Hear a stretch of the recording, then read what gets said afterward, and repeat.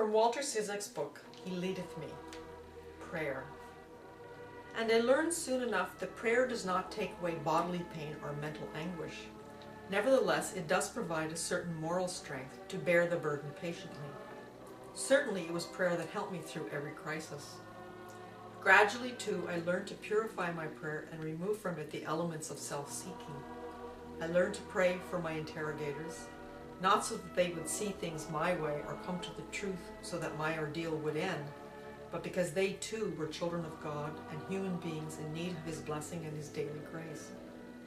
I learned to stop asking for more bread for myself and instead to offer up my sufferings, the pains of hunger that I felt, for the many others in the world and in Russia at that time who were enduring similar agony and even greater suffering.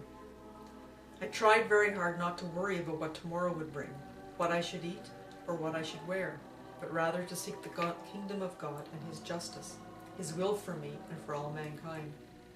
Thy will be done. That was the key, but only slowly did I come to experience how perfect a prayer is the Our Father, the Lord's Prayer. Lord, teach us how to pray, the disciples had said, and in His answer, the Lord had explained the whole theology of prayer in the most simple terms, exhaustive in its content and yet intended for the use of all men without distinction. The human mind could not elaborate a better pattern in prayer than the one the Lord Himself gave us.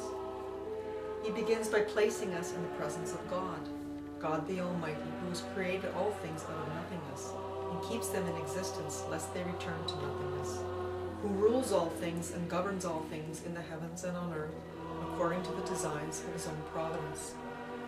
And yet this same all-powerful God is our Father, who cherishes us and looks after us as His sons, who provides for us in His own loving kindness, guides us in His wisdom, who watches over us daily to shelter us from harm, to provide us food, to receive us back with open arms when we, like the prodigal, have wasted our inheritance.